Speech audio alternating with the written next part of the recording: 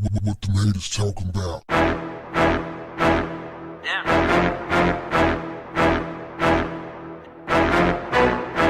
What's up, family? 16-year-old Emmit Beasley and his 15-year-old cousin attended the funeral of another child. At that funeral, during the procession, as they loaded the child's body into a horse-drawn carriage, shots rang out, and Emmit was dead, his cousin wounded. According to reports, somebody opened fire on the funeral procession. Emmit and some other kids were walking behind the hearse, paying their respects. Emmit's mother was in a car right behind all of the kids who were walking. She said, man, I never thought something like that would happen to my child. Never thought my child would get killed at a funeral of another child. She said that Emmit was indeed a good boy. She said he had a job, he went to school, he didn't get in any trouble. He just wrote his music and went to the studio. Sounded like a typical kid to me.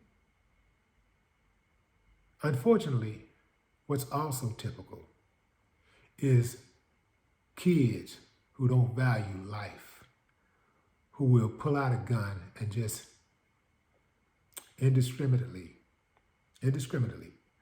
shoot in a crowd.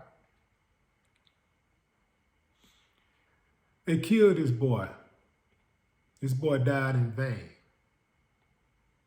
They killed him for no reason. There is no reason. I don't care what they say happened or what went down. We already know, fam, it wasn't justified. You know how it go.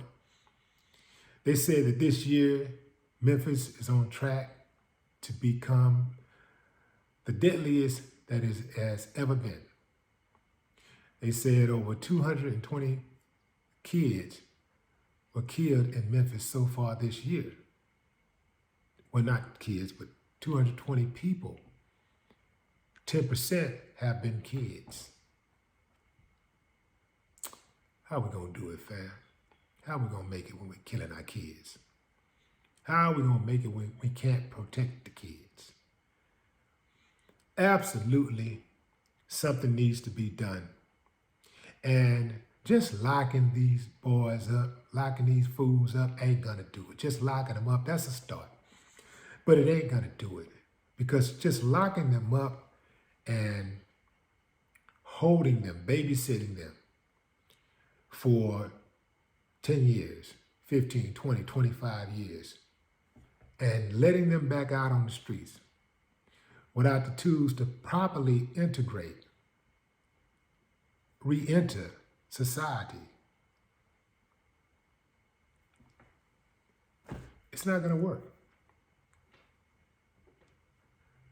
The system, the people, the politicians who work within the system, they absolutely must give these youngsters some alternatives so that they can see that perhaps there's another way.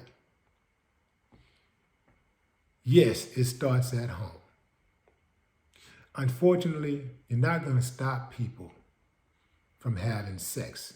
You're not going to stop people who are not qualified to raise children from having sex. You're not going to be able to stop dope fiends from having sex. The same way you can't stop racists from having sex. So when these people who are not qualified to raise children bring them into the world at a social disadvantage and dump them on the rest of us, we have to spring into action before it's too late. We have to. We don't have a choice. We have to spring into action and give them some social services they need so that they don't become a menace to society, so that they don't shoot into a crowd at a funeral procession. We have to. It's incumbent on each of one of us. We gotta look out for each other. We don't really have a choice. You can be the most successful, the most selfish person in the world. You don't have a choice. And I know a lot of people like, man, just leave me alone on this with me, man. This gonna be on. I pack my gun and da. I got mine too. But I still understand that we gotta look out for each other. We just got to. We have to. It's easier when we look out for each other. I read something earlier today where this guy tried to rob somebody. This guy robbed a person, and the whole community beat him. This happened in Africa. He tried to rob somebody. Well, he robbed somebody. He mugged somebody. And the whole community came out and beat the brakes off his ass. And the guy who told the story said that he didn't do anything because he's new to Africa. So he said he didn't do anything, but one of the guys told him, next time, you got to help.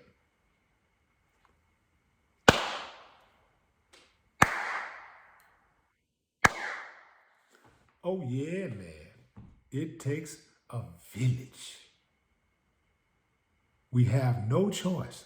We've gotten to a point to where we don't love our neighbors and we don't love our neighbors' children. Everybody has been left to their own devices. And this is why you got the wild, wild west out there. A lot of those kids that's out there running around with those guns, they were neglected. They were left to their own devices, trying to figure it out. And they learned everything they know from video games, television, and each other. What you think was going to happen? The chickens have come home to roost. And while we can't blame anybody but ourselves, so to speak, we really could blame the kids, because ultimately we are, each person at the end of the day is responsible for their own actions. No matter what your situation is, no matter what it was, you're responsible for your own actions. I learned that at a very early age. I was under 15 when I figured that out. Because I saw the judges giving people my age life sentences. One of my buddies got a 40-year sentence on a murder. So I knew, and he grew up in a bad situation, but the judge didn't care about that. And the judge is not going to care about those fools who killed Emmit when they catch up with them. He's not going to care. He'll throw the book at him. Oh, got us another slave. See, that's another thing that I don't like. I don't like the idea that essentially you're a slave once you get locked up. You go to prison, you are a slave. They tell you what to do, when to do it, tell you when you go to bed, when you can move around, when you're allowed to walk, when you're allowed to have a visit. They'll cut your privileges off till you can't use the phone. You can't use the internet. You can't receive letters or send letters. You can't get commissary. You can't get commissary. I don't like that. I don't like that at all, man. And then a lot of times, you know, if you're somebody my age, you got some young punk CEO telling you what to do. And I call them a punk because most of them are. They act like that. They're bullies. They're clowns. And they come to work to make your day bad. They don't come to give you some relief, to try to help you along and get through the time, make your time short. They come to make your time long and miserable. They get off on making sure you have a bad day. It's a horrible situation. You want to avoid it by any means necessary. Man, it's a cold game, fam. Cold. Imagine that, fam, going to a funeral to pay your respects,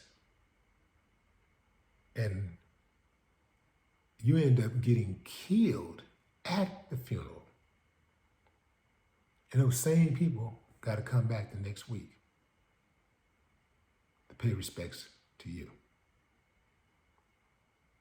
And imagine being a parent, watching it happen, watching a child, your child, get murdered right before your eyes. That's hell, man. R.I.P. Emmit Beasley. No more talk. What the haters talking about? Yeah.